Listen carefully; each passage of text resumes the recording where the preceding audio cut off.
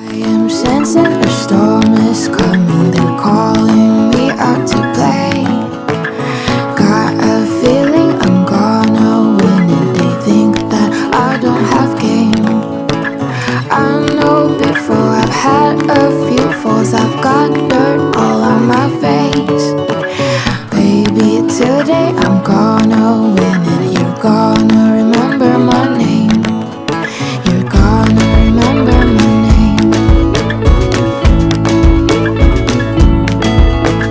Gonna remember my name.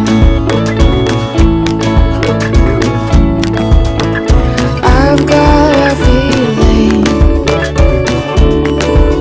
you're gonna remember my name.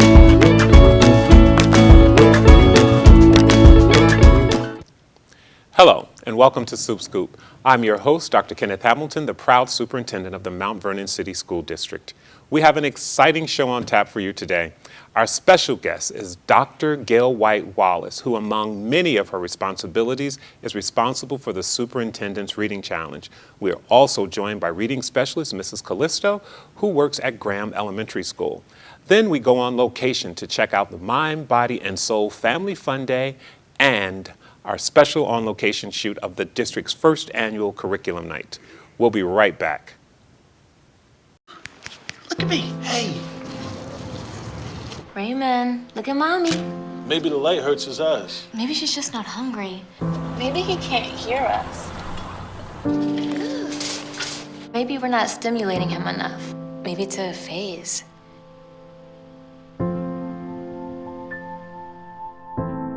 Avoiding eye contact is one early sign of autism. Learn the others today. The sooner it's diagnosed, the better. Reading is one of the most fundamentally important skills a child will ever learn. Reading is the key to unlocking doors and ensuring success for all students. When I first arrived in Mount Vernon, it was my goal to sharpen our focus on literacy and to instill a deep sense of appreciation for reading among our students. From this initiative, the Superintendent's Reading Challenge was born. The challenge has been wildly successful, culminating each year in a grand celebration of those students who met and or exceeded the challenge. In its first year, the Reading Challenge saw our students read nearly 250,000 books. And last year, that number soared to over 300,000 books. More than 1,800 students successfully completed the challenge and were invited to be a part of the Reading Challenge celebration. With me today is Dr. Gail White Wallace, the challenge coordinator and event chairperson. Joan Callisto is our reading specialist from Graham School and a very special guest with us today, my friend Ollie. So, Dr. White Wallace, welcome to Supt Scoop again. You've been a guest here before. Thank you for having me, Dr. Hamilton. It's always a pleasure to be on this show. And thank you so much for being a part of the show today as well. Thank you for having me. So Dr. White Wallace, why don't you begin by telling us a little bit, what is the Reading Challenge about and why is it so important? The Reading Challenge is about getting excited about reading, it's about loving reading, and it's about getting our students to read daily choice books and the books that they read in class. So as a classroom teacher, being there in the schools every single day, what's the energy and synergy like around the Reading Challenge? Children are excited. We begin with our Superintendent's Reading Challenge kickoff.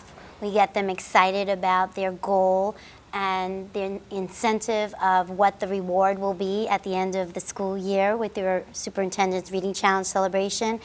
And they are a little competitive. We have our Reading Challenge bulletin board displayed, and each month our reading tally, our book tallies that have been read, are totaled and displayed for our students to see which class is really into their reading.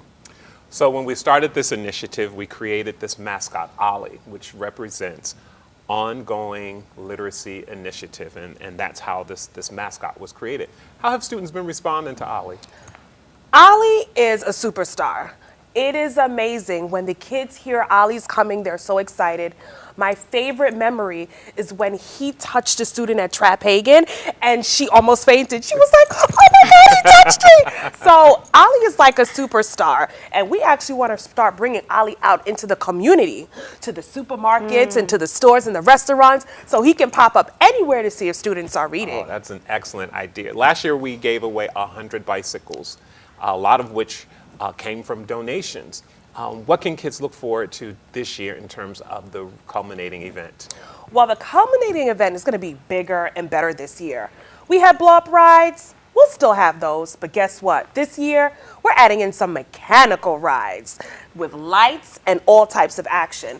The mayor is actually going to help donate fireworks this year to Superintendent's Reading Challenge, so we are very excited about that. And as for prizes, we're thinking we're going to go digital this year, Dr. Hamilton. Excellent, excellent. So we need donors, right? We need folks who will step up and make this a bigger success than even last year. So what is it like in the buildings from your perspective in terms of how this reading challenge has impacted students' interest in reading, and has it manifested itself in any way in reading results? Yes, I believe it's impacted tremendously. The children are reading more. They're exposed to more literature. So by being exposed to more literature, you're creating that opportunity for them to be thinkers, for them to add to their background knowledge, and really to set in motion their dreams can become realities. Well, what is your take on how this impacts high school? I know most of this work is centered around getting our young readers engaged in the reading process, but certainly we want to see how this spills over into middle and ultimately high school. What's been your experience in terms of how this has impacted our high school students? Well, the high school kids love Ollie also, and they're asked like, how come Ollie doesn't come visit us? It's really about that transfer of the love into our secondary schools with the literature that they're reading in their Regents classes and their literature classes. We're hoping that the love of reading transfers to our high school students and will increase our students' aptitude in the area of ELA and reading. One of the things that we really have to stress is that reading isn't just about literacy per se, it's the foundation for all learning. So when students are proficient and able to function and understand the printed word, they're able to apply that in other content areas. Have you seen that happening at the schools as well? Yes, because as you know, reading is the fundamental subject area that incorporates all curriculum. So when they're learning their foundational skills, for example, in their phonics skills in kindergarten, first and second grade, they're not only using what they're learning during ELA time, they have to transfer it into their math curriculum, especially since we have all the word problems. It's a literacy-based math program. They have to transfer all of their reading skills into their social studies and their science curriculum. So every day we're spiraling our reading skills, and we're reviewing them at every opportunity that we can get. So it masks and encompasses a whole array of material and curriculum. Excellent. Who are some of our partners to make this happen? Well, this year we're working with Trustee Miller to partner with Barnes & Nobles this year for this year's Reading Challenge. Of course, we have our wonderful union for our teachers union. We have our administrative union. We also have Dick's Sporting Goods, who's going to work with us again this year. We have a various amount of banks, shops within Mount Vernon that are willing to donate for us. Excellent, excellent. Well, this is certainly something that I am very proud of, and I can't thank you enough for taking the lead on this and making it happen. I know a lot of work goes into planning this initiative. So talk to me about how kids document the books that they've read and how they validate their eligibility to participate in the culminating event. So this year we've kind of expanded Superintendent's Reading Challenge to another grade level. This year we're adding pre-kindergarten. Excellent. So some people are like, oh my God, pre-kindergartners have to read books? 15 books is the goal for our pre-kindergarten students to read with their parents. So that for me is even bigger, to get our pre-kindergarten students reading. And we have some pre-K kids who are already reading books on their own. So they were very happy and excited to begin and embark on Superintendent's Reading Challenge. In K and 2, students are required to read 40 books. And on grades 3 through 8, it's 30 books. Everybody has a Superintendent's Reading Challenge log, and guess what? Ollie's picture is right on the side on the front, and he looks quite gorgeous, right, Ollie? So on that log, they put the genre, the number of pages, the title of the book, and what assignment they've completed. It could be writing a poem, it could be a written response, it could be a book report, a book jacket, it could be a cereal box, but the teacher then checks that and certifies that the student has read all those books. On May 12th, all of those sheets will be sent to Dr. White Wallace and the reading team. We will sort through and send all of the invitations and the special bands for our students to be admitted into the celebration. Excellent. I can't thank you enough for that. So in my cover letter to parents and to teachers about the Reading Challenge, I asked parents to commit to 20 minutes a night. 20 minutes a night just sitting and having quiet, uninterrupted time where students are expected to sit down and just be engaged in reading, drop everything and read. And I think that is going to make a world of difference, not just in terms of how it expresses interest from a parent's perspective, but just giving parents and students that time to connect in a quiet reading space, I think is going to make a world of difference. It's going to make so much of a big difference. But you know what? We were talking a lot about reading in the content areas and how it connects to learning.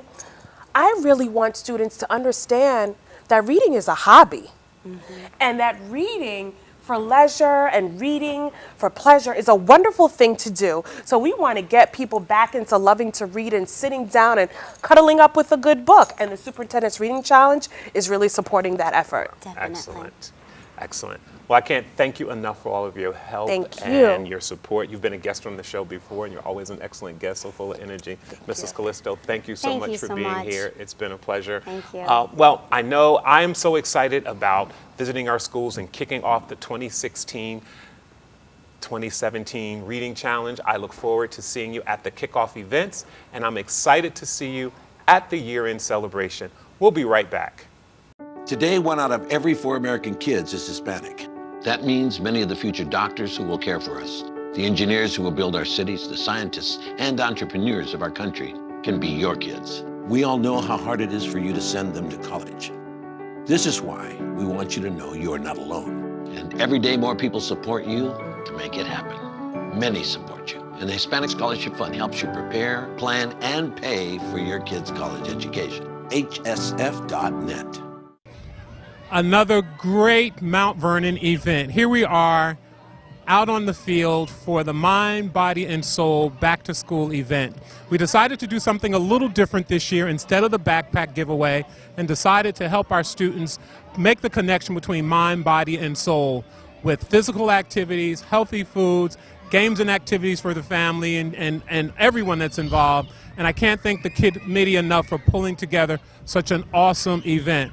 We have so many more things in store for our community in order to bring back Mount Vernon, make it the place it used to be. And this is another example of great work underway. Thank you again for being a part of Mind, Body, and Soul.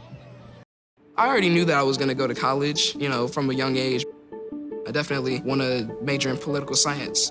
After that, I'm going to get my law degree. Then I'm going to come back to Detroit, boost the economy, become the mayor or something, try to make the situation better for other people.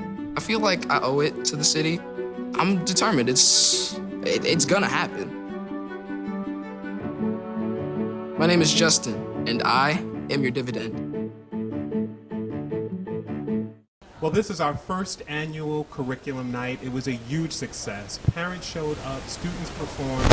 All of the staff, our administrative staff, came out to be supportive. This is indicative of the kind of work that's going on in Mount Vernon and our efforts to reform and transform our school district.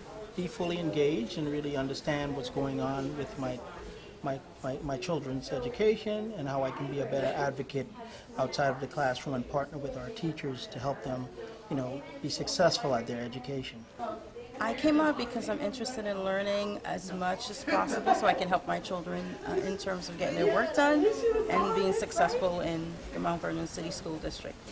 Well, I really think as Mount Vernon begins to really move towards some new goals and really raising the bar on our education, I think it's very important for the parents not to leave it up to the teachers, but to be partners and to really be engaged and be a part of that catalyst in helping our children to be successful. And I think we're moving in the right direction, and I think more parents ought to come out, and that's the only way we will understand this Common Core and how we can be successful as a district. I just want to commend Dr. Hamilton and his team for the great work they've been doing and all of the messages that we get. With Mr. McCormick's message has been very helpful because we're in a busy environment now, and the more we get information, the better it is for us. So thank you very much. That's our show for today. I hope you enjoyed it. Thank you, Dr. White Wallace, Mrs. Callisto. Thank you for all those who participated in Mind, Body, and Soul, and a special thank you to Dr. Cletisha Walden for putting together an amazing curriculum night. See you next time on Supt Scoop. I am sensing a storm